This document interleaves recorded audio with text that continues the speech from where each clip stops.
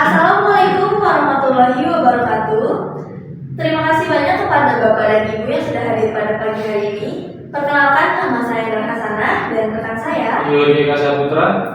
Kami dari PT Vale Indonesia ingin memperkenalkan sebuah program yaitu Panen Lestari Manokwari, di mana program ini merupakan CSR dan strategis untuk menjadi kontribusi nyata dalam meningkatkan ketahanan pangan dan kesejahteraan petani lokal, khususnya di daerah lingkar tambang seperti Sulawesi Tengah.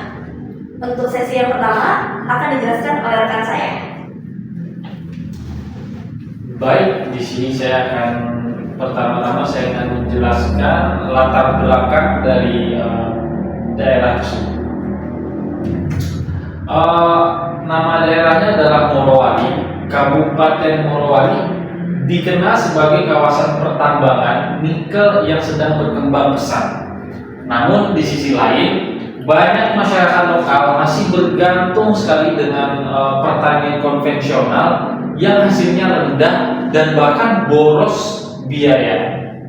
Nah, di sini kami sebagai PT Vale Indonesia sebagai pelaku industri berbasis sumber daya alam memiliki peluang untuk mendorong transformasi sosial ekonomi lewat program CSR, pertanian organik metode SRI, System of Rice Intensification, yang telah berhasil diterapkan di beberapa wilayah, yaitu wilayah Luwu Timur dan Sigi.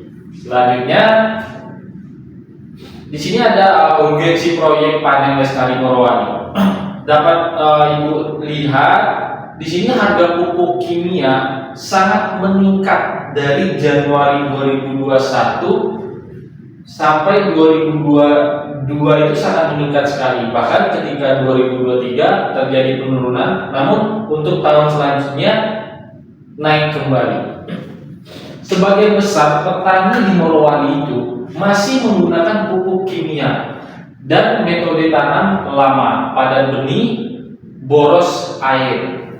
Produktivitas rata-rata hanya mencapai di 3,5-5 ton per hektar dan mentok paling di 4 ton kurang. Biaya produksinya cukup lumayan tinggi, harga jual tidak sebanding bahkan. Rentan gagal panen saat iklim tidak stabil. Next. Di sini juga bisa kita lihat grafik ini, tingginya tingkat kemiskinan di daerah tambang itu. Angka kemiskinan Morowali itu bahkan tercatat di 11,55%, di atas rata-rata nasional, yaitu hanya di 9,4%. Dan di sini untuk potensi lahan sawah itu lumayan terbengkalai. Di Morowali itu sendiri ada sekitar 1.000 hektar lebih sawah belum digarap secara optimal, terutama di desa Bahodopi, Dampala, dan Fatuvia. Urgensi ketahanan pangan lokal dengan menggunakan sistem SRI ini terbukti hemat air 40% dan tahan perubahan iklim. Bisa meningkatkan panen dengan biaya rendah, cocok untuk skala desa. Next. Nah, di sini seperti yang bisa kita lihat ada dua grafik. Yang pertama itu adalah grafik perbandingan hasil panen, dan di sebelahnya itu ada grafik penghematan biaya pupuk.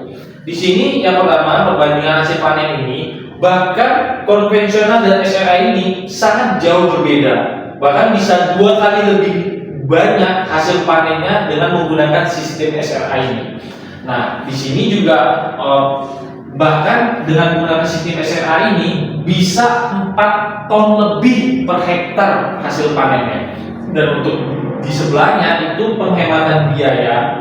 Konvensional itu biayanya bahkan jauh lebih besar, dan dengan menggunakan sistem SRI organik ini bisa menghemat biaya 30%. Oke, next.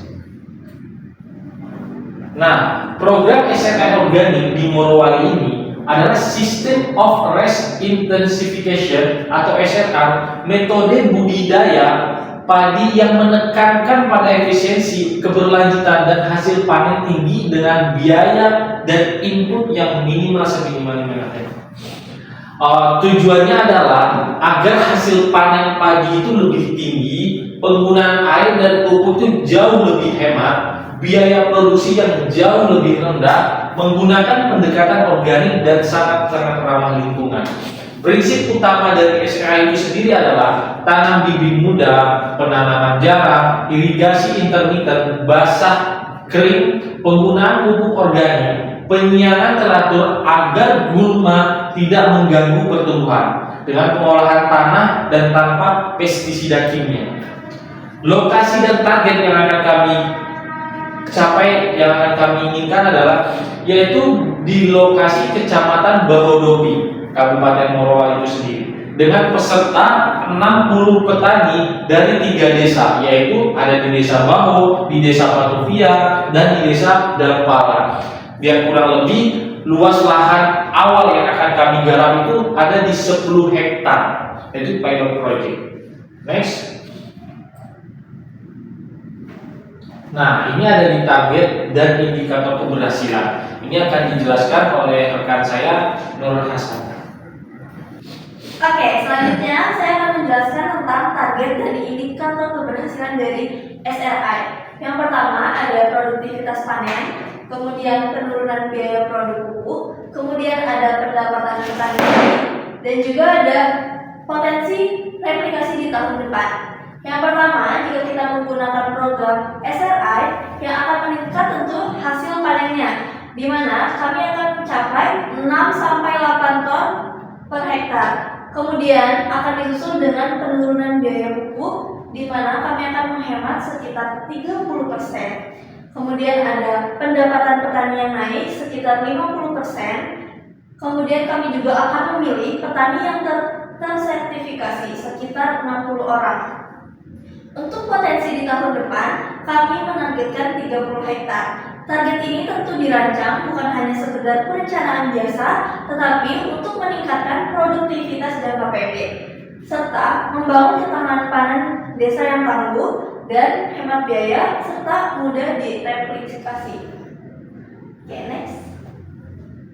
Di sini ada usulan anggaran yang kami susun. Yang pertama ada pelatihan dan fasilitator di 45 juta, kemudian di sarana produksi dan juga pupuk sebesar 75 juta, kemudian ada logistik dan juga monitoring sebesar 25 juta, dan yang terakhir adanya dokumentasi dan juga laporan evaluasi sebesar 15 juta.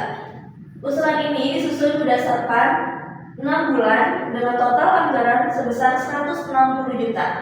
Kami juga menyusun presentasinya, di mana untuk sarana produksi dan pupuk membuat presentasi yang sangat besar dari proyek ini sekitar 47%. Kemudian ada juga pelatihan dan fasilitator sebanyak 28%. Untuk logistik dan monitoring sebesar 16%. Dan yang terakhir dokumentasi dan juga evaluasi sebanyak 9%. Next.